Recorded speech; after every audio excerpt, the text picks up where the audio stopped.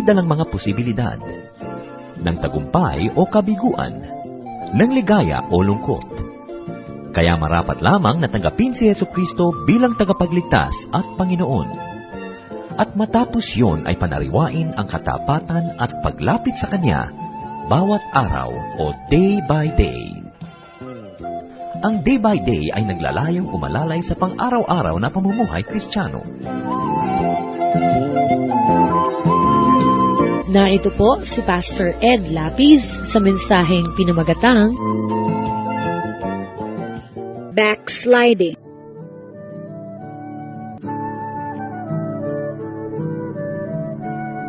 Maraming mga Christian sa bubuhay pero kulang. Kumbaga sa sinigang matabang. Sabi nila, bakit kaya matabang ang sinigang na ito? Kulang yata sa sampalok. Kuminsan naman sa buhay din, sabi natin, bakit matabang ang aking spiritual life?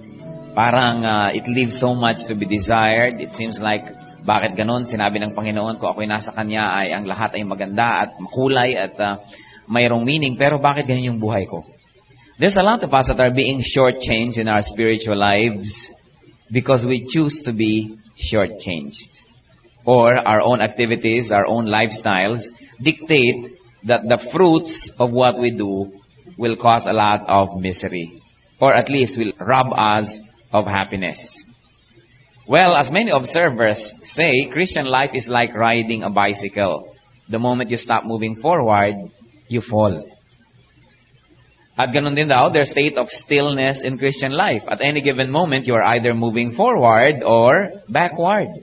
Hindi pwedeng sasabihin mong static lang ako ngayon, nakatahimik lang ako na ganun. In Christian life, either we're moving forward or backward because there are always forces at play. Lagi tayong pinag-aagawan ng dalawang forces, so laging either napapalapit tayo sa isa o doon naman sa kabila. And that is in our practical spirituality.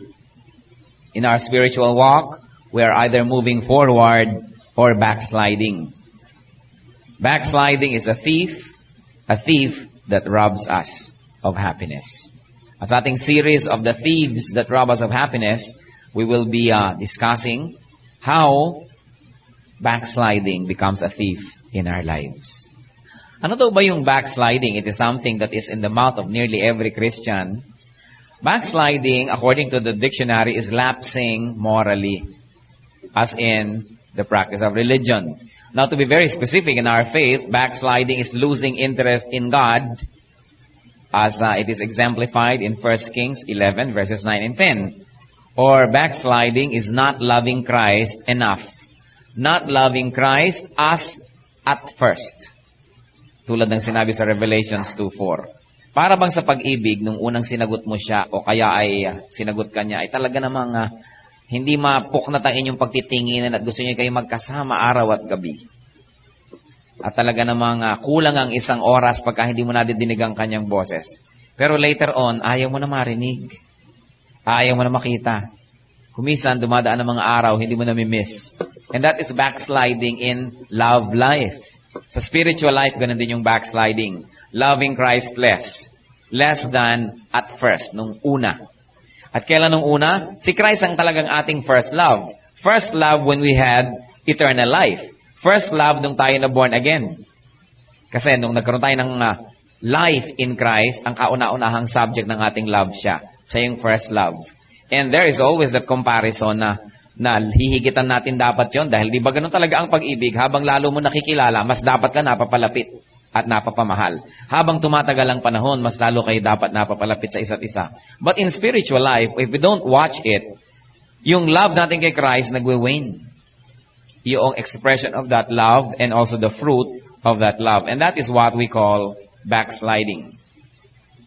Let's note that backsliding is first a condition of the heart. Hindi pa siya action. Condition of the heart. The heart becomes cold to the Lord. Ayaw na mag-pray, tinatamad magbasa ng Bible, tinatamad mag-worship, tinatamad umattend ng Bible study, tinatamad mag-memorize ng mga verses. Just plain coldness. It is first an attitude. Backsliding can also be a rebellious condition of the heart. You know the word of the Lord and you rebel against it because it does not suit your personal purposes. Backsliding may also start as a sinful attitude. not yet an action, but an attitude. When we question the very wisdom of God, or we know what is right to do, but we intend to disobey it. And then, when all of these conditions of the heart are not checked, backsliding becomes disobedience. It becomes a direct assault against God's holiness. It becomes a direct hit or a direct move against God. It becomes disobedience. It becomes rebellion. Then it becomes evident in one's lifestyle. A person may be in church doing the works of a Christian, singing, doing Bible studies, teaching, but may actually be already starting to backslide in the heart. So backsliding is very dangerous because it starts in the inner recesses of the heart where you do not notice it so much. How does backsliding become a thief? As we have already defined, backsliding is just going back to our old self. Kung nandiyan ang Lord, dapat papalapit tayo, umaatras tayo. And that means sinful living, a life of spiritual disobedience, a life of spiritual arrogance, a life of independence from the Lord. And so we backslide. How does backsliding become a thief? Many ways, but tonight we will concentrate on some, on how it robs us of 7 major things. Backsliding robs us of infinitely more things, but let's discuss 7 of them. 1, backsliding robs us of joy. Meron ba naman nagba-backslide na meron pa ring joy? Di nga ba pag nag-backslide tayo, nagkaroon tayo ng kasalanan, ang puso mo ay parang nalamukot na papel. Pag meron tayong nagawang kasalanan at hindi pa natin habit gawin yon, yung grieve na grieve ka agad. Para kang nabagsakan ng Mount Pinatubo, dinaganan pa ng Mount Mayon. Para ang bigat ng pakiramdam mo. Nawawala yung joy natin. Pero pag paulit-ulit natin ginawa yon, nagwe-wear off yung heaviness, nasasanay. But then, backsliding robs one of joy. Kaya si David sa kanyang backslidden state, sabi niya sa Lord sa Psalm 51:12, "Restore to me the joy of your salvation." Of course, we should know that he did not say, "Restore to me your salvation," because salvation needs no restoration because it is permanent. However, David says, "Restore to me the joy of your salvation." Because even though salvation may be permanent, its joy is not. The joy is dependent on our personal holiness. And so, backsliding, while it may offer pleasure, robs us of joy. Kaya, very cheap yung choice. Yung kapalit ay masyadong mura. He who backslides for pleasure is shortchanged. Lugi. Biro mo kakapalit yung joy na nandyan, hindi nawawala kahit kailan, papalitan mo ng pleasure. Eh yung pleasure, pag nawala yung agent that brings the pleasure, tanggal agad yung pleasure. Pleasure is there only as long as the agent that brings it is there. Parang electric fan. Pag pinatay mo na, wala na uli. Diba? Parang umiinom ka lang ng malamig na tubig. Pag hindi ka na umiinom, wala na uli yung pleasure. Any pleasurable matter is dependent on a physical source. And the moment it is withdrawn, the pleasure is gone. And so whoever will trade joy for pleasure is really stooping so low. And that's what we do many times. Backsliding robs one of joy. What else does backsliding rob us of? Backsliding robs one of peace. Galatians 5:22, "But the fruit of the Spirit is, among others, peace." Psalm 53 verse 1, "For I know my transgressions and my sin is always before me." Sabi ni David, alam ko naman lahat, Lord, ang kasalanan ko. At hayan, lahat ng kasalanan ko, kay matulog ako, kay magising ako, kay kumain ako, kay magpahinga, nandyan, nakaharap sa akin, sumusumbat. Wala tayong peace. Pag nabubuhay tayo sa kasalanan, the peace is not there anymore. Suddenly, maraming fear na kapalit, maraming mga doubt, maraming kung ano-anong anxieties. And so whoever would exchange pleasure or sin for peace is making a very bad choice. What else does backsliding rob us of? Backsliding robs one of Christian fellowship. And I mean true Christian fellowship. One of the greatest gifts that the Lord gives to a Christian is fellowship. It's one. Isipin nyo, isa sa mga pinakamagagandang regalo sa atin ng Panginoon, one of the best things that ever happened to you. I'm sure it will be Christian fellowship. Next to salvation, Christian fellowship. Napakalupit ng mundo, pero pag magkakasama tayo, there is that joy, there is that support, there is that love. You hear all kinds of nasty things all over the place, but when we have the fellowship, we say good things to each other and we encourage one another. Or at least that's what should happen. And backsliding robs one of Christian fellowship. Paano nangyayari yun? Siyempre, yung backslider ba naman ay mahilig pang makipag-fellowship? Siyempre, unti-unti na yung nawawala. Una, yung 3 times a week niya, nagiging 2 times, hanggang maging once a week, hanggang dapat ay darating ng alauna, kumisan, alana. Hindi na talaga sumisipot. So, anong nangyayari? Hindi na siya nakikipag-fellowship. And he is robbed of that support. He is robbed of that joy of togetherness. He is robbed of being prayed for, of being cared for. And what else? Ang isang taong nagbabackslide, maski nandyan pa sa church at nakikipag-fellowship, lata na lang, lalagyan na lang yung nakikipag-fellowship, walang laman. It is empty. Nandiyan ka nakikikanta, pero nasan talaga ang spirit? Pagka nagpe-pray, nakikiyuko, nakikipikit, pero nagpe-pray ba ang kaluluwa? Kaya pretty soon, even though you may physically fellowship, but if the spirit is not there, then the body will also go because there is no more benefit from the fellowship. At yan ang isa sa mga grabeng kalugihan ng isang tao nagbabackslide. Nawawala siya sa fellowship. Nawawalan siya ng gana. Yung dating may katuturan, baliwala na ngayon. So ang nangyayari, nababawasan ang sources niya of support, of love, of care, of spiritual nourishment. It is a grave loss. While people may be formally there, the body is there, but essentially they are not there anymore. Wala na ring true fellowship yon. Because those that fellowship must fellowship in spirit and in truth. Kaya nandyan ka nga, present ka nga, pero wala rin nangyayari sa puso. Kaya mamaya, madadala ka na, hindi ka na rin darating. Backsliding also robs us of ministry and service in the Lord. Unless you're a professional liar and a great pretender, you cannot be in a backslidden state and at the same time be in an active ministry. Maliban na lang talagang napakahusay mong manghuwad. So ano?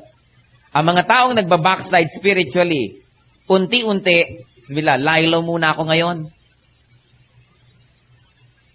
Leave muna ako ngayon. Hindi na muna ako ngayon tutulong. Magpapahinga na lang muna ako ngayon. Yan ay excuses lamang. Ang ibig sabihin lang yan, even before they say that, matagal nang naputol ang spiritual link. Ngayon, ginagawa na lamang na formal. Because essentially, it was already cut. Now you want to do it formally. Kawawa ang isang taong nagbabackslide sapagkat nawawalan ng fellowship at nawawalan ng ministry.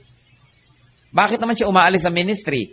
Kasi a person that backslides feels out of place. A person that backslides creates a ghost out of shadows. Kahit hindi mo inuusig, akala inuusig mo. Meron kang sinabi, akala pinaparinggan mo. Ganon talaga ang taong may sugat, madaling masaktan. At ang taong umaaray, tinatamaan kasi. So kahit kuminsan wala ka namang ibig sabihin, akala meron kang ibig sabihin, paano'y guilty? And so ang nangyayari, sila na mismo ang umaalis sa ministry. Nawawala naman ng joy sila sa ginagawa nila, bakit pa nga naman itutuloy? O kaya naiilang sila sa mga kasama. At kadalasan, pagtalamak na ang backsliding, sila man mismo nang hihinayang sa panahon o pagod nila sa ministry. Kaya umaalis na lamang. A backsliding person is robbed of ministry and service. And if you are robbed of ministry and service, what happens? You are robbed of the privilege of gathering up for yourself treasures in heaven. Ikaw din ang lugi. Yung taong nasa ministry, nagpapagod, naghihirap, mukhang kawawa. Hindi, because God is a God of justice. And God knows how to repay He repays 100-fold, 1,000-fold. Paano ka pa mananatili sa ministry kung wala na ang iyong puso? Sabi sa Amos 3:3, do two people walk together unless they agree? So how can your body be in a place where your spirit does not agree? So pagka ang spirit hindi naka-agree, sumusunod na yung body. Kumisan merong transition time, matagal nang nawala yung spirit, nandoon pa yung body dahil siguro pressure, dahil nahihiya, dahil this and that. But pretty soon, the body will also go. Unless you're a professional deceiver, you cannot backslide and maintain your ministries. Kaya nakakalungkot. Ang mga tao, pagka umaalis sa ministry, maliban na lamang that they are going to a better ministry, will choose very low. Kumisan gustong magkaroon ng nobyo, hindi mag-jive ang schedule, kaya nagre-resign na lamang sa choir, nagre-resign na lamang sa Sunday school, at nang mas maging malaya na makipag-date. Halimbawa ay gustong maki-apid at gumawa ng kung ano-anong relasyon, syempre, siya man ay nahihiya na pinagsasabay, maglilib na lang muna. So anong nagsasuffer? Ministry. Don't leave your ministry unless you are moving to a better ministry. Otherwise, you are choosing too low and making yourself very cheap. Nangyayari sa atin lahat yan. Kung hindi natin babantayan, minsan gusto na nating tumigil sa ministry, gusto na nating umalis o umayaw, tanong natin sa sarili natin, at I'm sure there's one reason, we have backslidden. Huwag mo sasabihin, kasi I feel holier than them, mas mataas ang calling ko kaysa sa kanila, hindi compatible. Kaya aalis na lang ako, kasi kung talagang mas mataas ang calling mo, di ili-lift up mo sila. Yun naman ay kung totoo yung claim. No one can serve two masters. Either he will hate the one and love the other, or he will be devoted to the one and despise the other. You cannot backslide and serve God effectively. Hindi compatible. Hindi pwede. Namimili lang tayo. And it is my prayer that in the right time, when given the choice and forced to choose, we will choose the higher ground. Hindi yung escapist na to simplify matters, titigilan ko na lang ang ministry ko. It doesn't simplify because you are robbed. Ikaw ang kauna-unahang nalulugi. Backsliding also robs us of divine protection. Sabi sa John 10:3-4, at ang background nito, alam niyo po sa Israel noon, halimbawa may mga pastulan kung saan-saan kumakain ng mga tupa, mga kung saan-saan mga damuhan. Pagkagabi, usually merong mga napupuntahan niya na shelter, merong mga fence, at may mga gate. At kumisan, pinauupahan ng mga tao yung kanilang tulugan ng mga tupa na yon. Para kung nandun ka sa lugar na yon, sa gabi doon mo ipapasok kayo mga tupa. Pero maraming gumagamit noon, kaya maraming may mga tupa-tupa, kanya-kanyang tumpok yun. Kaya ang nangyayari kumisan, sa gabi may pumapasok para magnakaw. Meron naman, sisipol, akala ng mga tupa, yun na yung amo nila, tayo na, alis na, susunod. Nananakaw sila. Kaya ang sabi ng Panginoon, sa John 10:3-4, the watchman opens the gate for him, yun daw yung tunay na shepherd, and the sheep listen to his voice. He calls his own sheep by name and leads them out. When he has brought out all his own, he goes on ahead of them, and his sheep follow him because they know his voice. Para ang isang tupa ay sumunod sa isang maling amo, baka dalhin siya sa matadero at hindi pa oras ay maging na siyang chops, maging lamb chops na siya, di ba? O maging barbecue na siya. Kaya napaka-dangerous not to hear the voice of your master and to follow another voice. Or, it is dangerous to hear the voice of your master and not follow. Kasi pag naglalakad sila, kumisan may mga matatarik na bangin, mga makikitid na landas lang sa gilid ng bundok ang dinadaanan nila. Pag hindi sumunod ang mga tupa sa tawag ng kanilang mga may-ari, ay kung saan-saan nahuhulog, naliligaw. At ang tupa, pag naliligaw naman, ay hindi malaman kung paano babalik. Mabuti pa ang pusa. What is the significance? Para tayong tupa. Ang Panginoon laging tumatawag sa atin. Ang nagbabackslide, nadidinig yung tawag, pero hindi sumusunod. He goes on his own. And what happens? He goes outside of God's protection. Lumiko ka dyan, nahulog ka, di pasensya ka. God protects those that are under His shadow, pero hindi naman siya namimilit. At kung literally ay mayroong mga magnanakaw, mga wolves, at mga danger. Ganon din sa ating spiritual life. There's a lot of wolves, lions, that are waiting for a chance to jump and pound on us if we do not listen to the voice of the Master. We expose ourselves to peril, to unspeakable danger. And so therefore, backsliding robs one of divine protection. Meron ba naman isang backslider halimbawa na pupunta sa isang bawal na lugar at sasabihin, Lord, please go with me. Mabuti kung nakapapanalangin ng ganon. Gagawa ng isang masamang bagay at Lord, huwag mo po akong ipapabuko. Meron kayang ganon na nagpe-pray.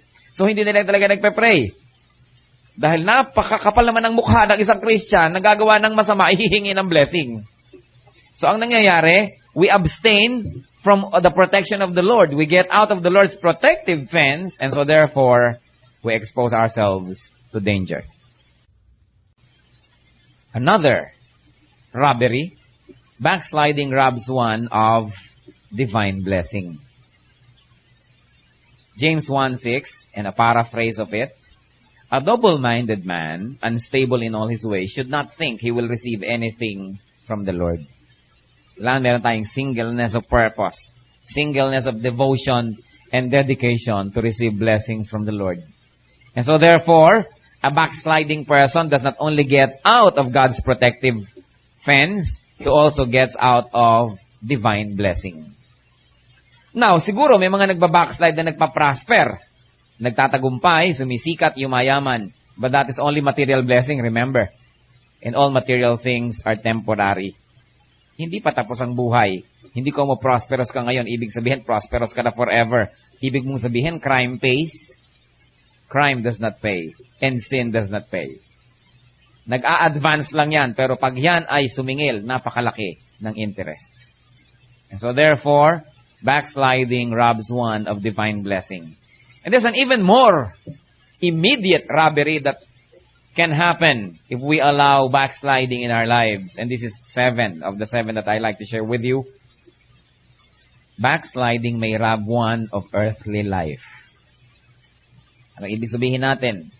Ang isang taong nagbabackslide ay maaring biglang mamatay.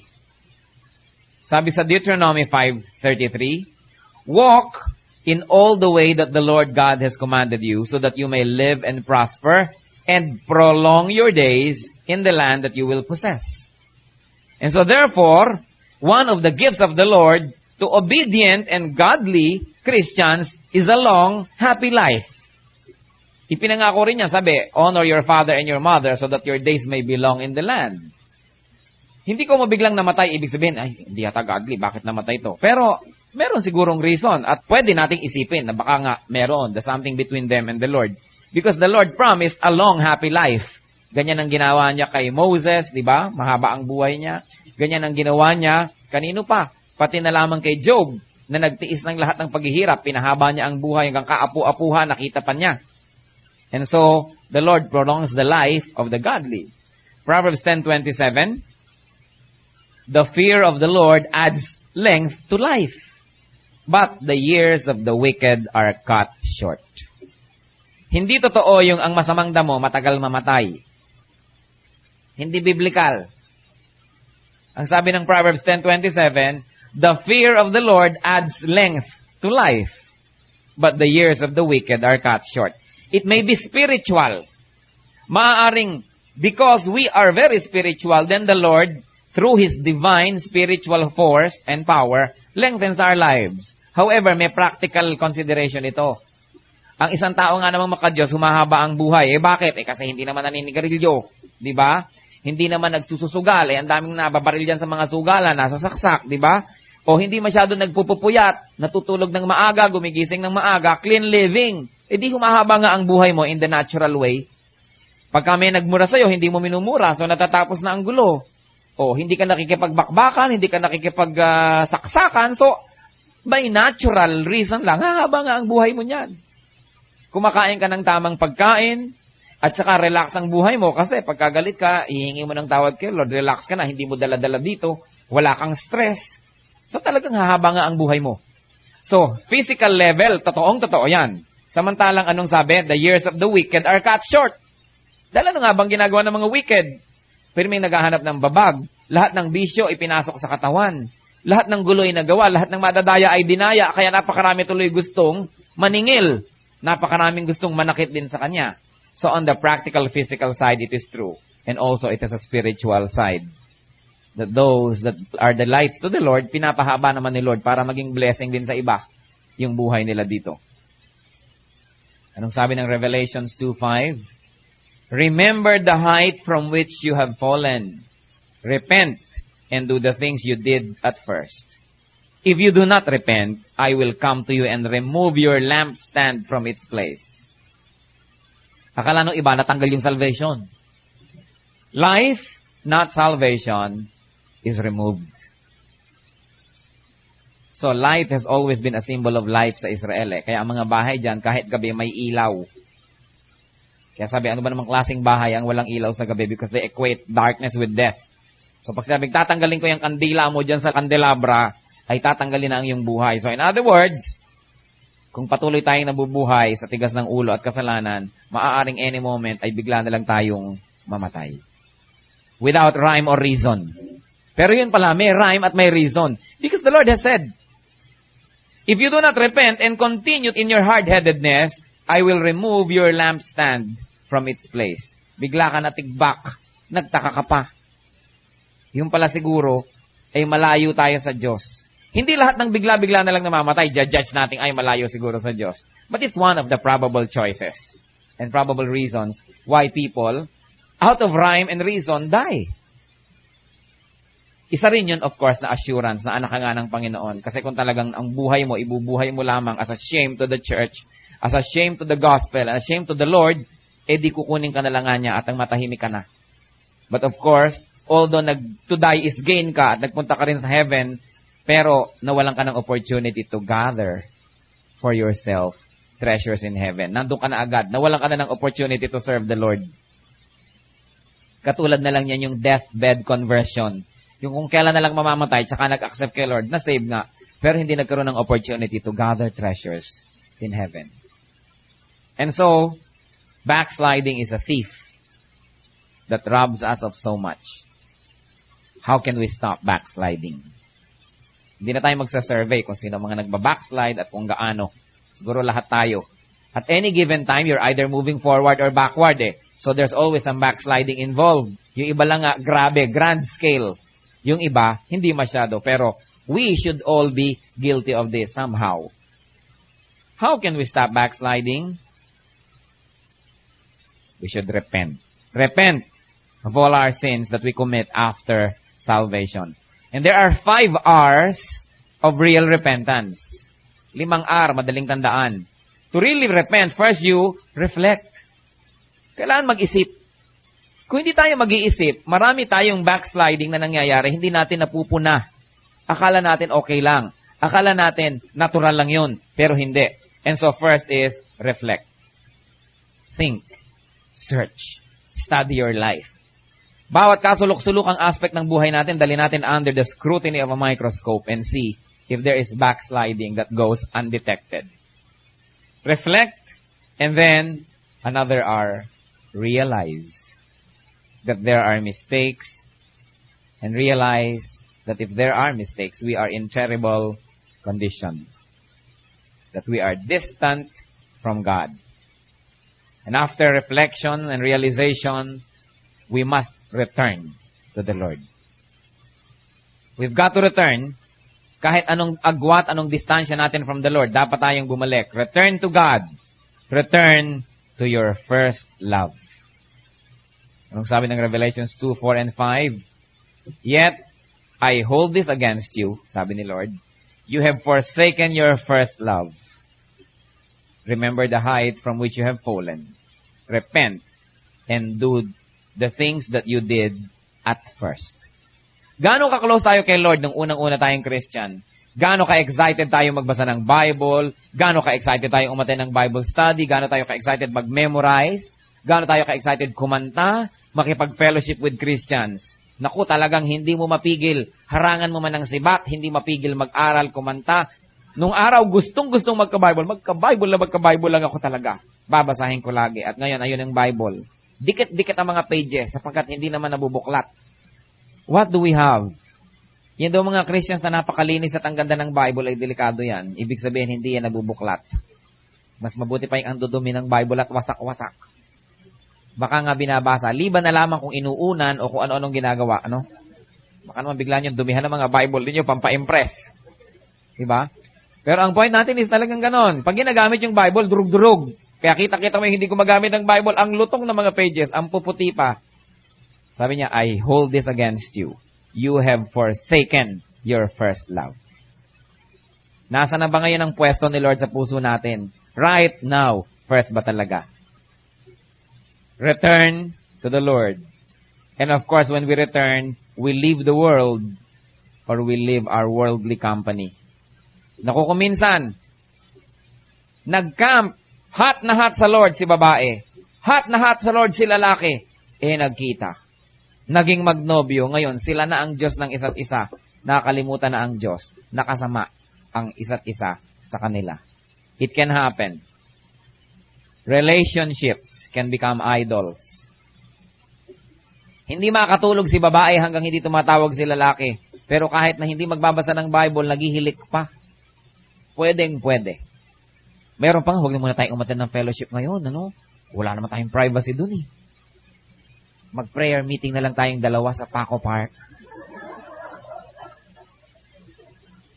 Nakakasagabal sa isa't isa, no? And so it is not good. We've got to return to God. And another R, of course, restore. Have yourself restored by the Master Restorer, the Lord Himself. Restore yourself through God's power. Remove what does not have to be there and put back into place what is needed but you removed for a while for convenience. Restore. We need to be restored. And of course, after all this is done, the end of every true repentance is rejoice. Rejoice because there is reason to do so because the Lord continues to restore us. Reflect, realize, return, restore, and rejoice. True repentance will now stop this unauthorized robbery that backsliding does every day. The Bible is full of calls to return. Return, O Israel, to the Lord your God. Your sins have been your downfall. Imagine your sins have been your downfall. Ang kasalanan mo na rin ang reason kung bakit bumabagsak ka. If my people who are called by my name will humble themselves and pray and seek my face and turn from their wicked ways, then I will hear from heaven and I will forgive their sin and will heal their land. Napakagandang promise. If my people will humble themselves and pray and seek my face and turn from their wicked ways, then I will hear from heaven and I will forgive their sin and I will heal their land. That land may be our country. That land may be your family. That land may be our church. That land may be your heart. Whatever needs healing. Malachi 3:7. Return to me, and I will return to you, says the Lord God Almighty. Wala pang tinanggihan ng Panginoon na bumalik sa Kanya na hindi niya in-entertain. Sabi niya, seek and you will find. Ask and it shall be given. Knock and it shall be opened to you. And whoever comes to the Lord, according to Scripture, He will in no way cast out. Hindi siya tumatanggi. And so, in closing, I just would like to ask, where do we stand? Let's be very personal. Where do you and where do I stand in terms of backsliding? In what areas of our lives are we backsliding right now? Are we backsliding on our Bible reading, on our prayer life? Are we backsliding on our ministry? Are we backsliding on our personal holiness? Are we backsliding on giving? Are we backsliding on what? And definitely, if you are backsliding, you are being robbed of many things. Among them, you are being robbed of joy, of peace, of fellowship, of ministry, of protection, of blessings, or you may even be robbed of your life very soon. Not all of this happen at one and the same time. But whatever you get from backsliding is a cheap choice. It cannot replace any of those 7 great gifts of the Lord which are being robbed by backsliding. Return to the Lord. Today, this very minute, whatever it is that causes us to go away from the Lord, let's give it up. Let's be alone with God and be honest with ourselves and reflect. Let's study our lives and see where we backslide. And in the name of Christ and by the power of His blood, give it up right now. Return to the Lord and He will return to you. And He will restore to you the joy of salvation. Let's be alone with God. He is asking us to return. The Lord knows our heart. And we know our own bitterness. But the Lord said, come to me, all who are heavy laden, those who are tired and weary, and I will give you rest. So if you would like to say today, Lord, there's an area of my life where I backslide, and I like to give it to you because on my own, I don't have the power. I cannot. And sometimes I can, but I'll rather not because of my choice, because of my perverted desires. Father, I'd like you to work in my life today. And those of you that would like to say that, stand up where you are. I will pray for you. We will pray to the Lord. The Lord listens to us. Not one person can say, I am totally holy. We backslide here and there.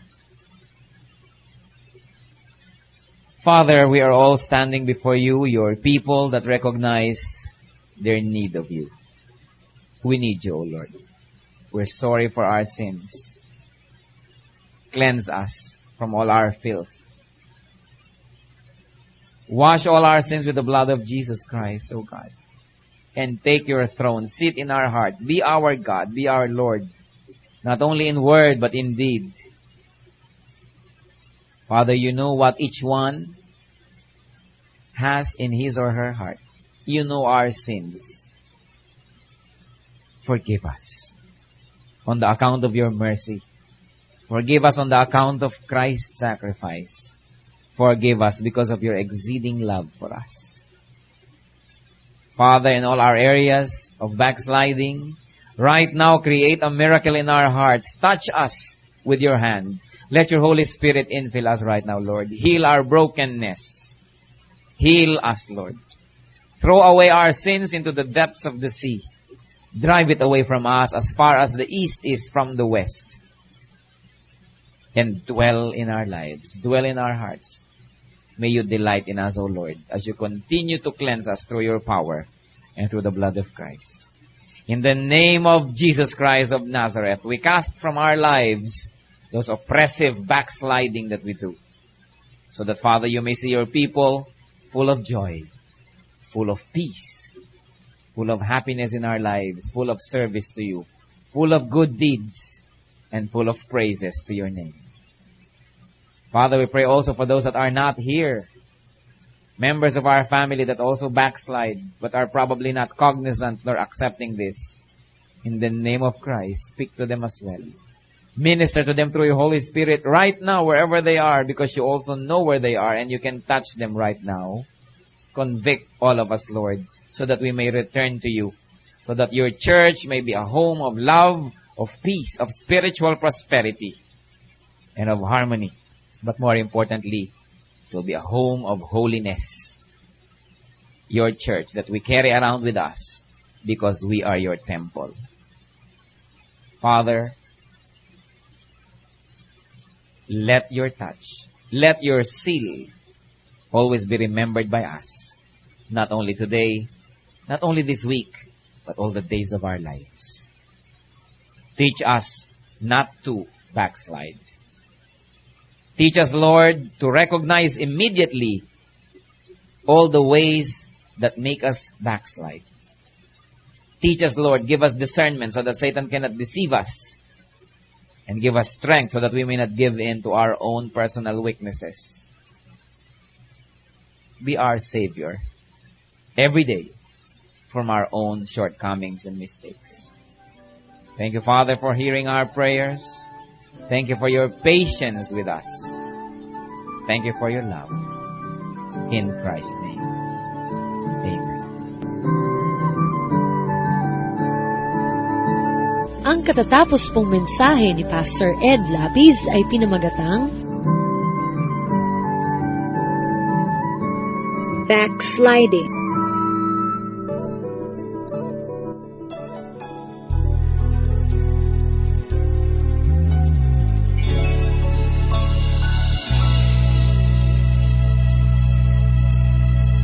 Kahapon ay lumisan at ngayon'y nagbabalik, ngunit di maunawaan dinaranas kong sakit.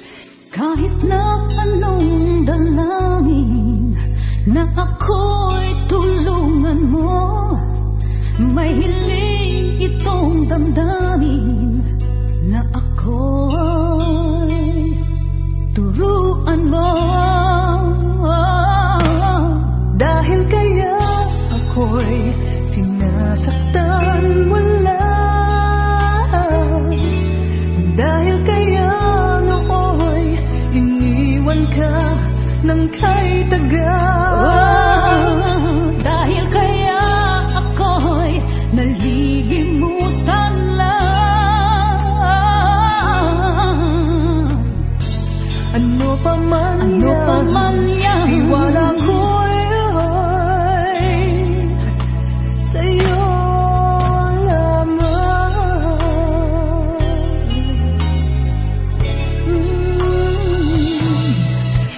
At ng aking panghawakan ang pangako mong tapat, di ako pababayaan at biyaya mo'y sapat.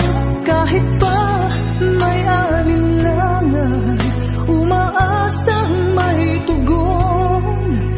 Ano ba iyong kalooban? At muli nagtatanong, dahil kaya ako'y sinasaktan mo lang. Dahil kaya iniwan ka ng kay tagal. Dahil kaya ako'y nalilimutan lahat. Ano pa man yan, tiwala ko'y sa'yo. Dahil kaya ako'y sinasaktan mo lang. Dahil kaya nooy iniwan ka ng kay tagal. Dahil kaya ako'y nalilimutan lahat. Ano pa man yan, tiwala ko'y sa'yo lamang. Sa'yo lamang.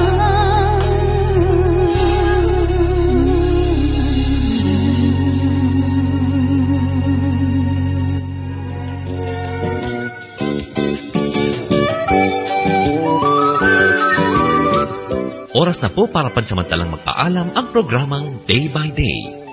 Tayo po'y magsama-sama mula Lunes hanggang Biyernes. Magandang gabi po at mabuhay ang Panginoong Hesus.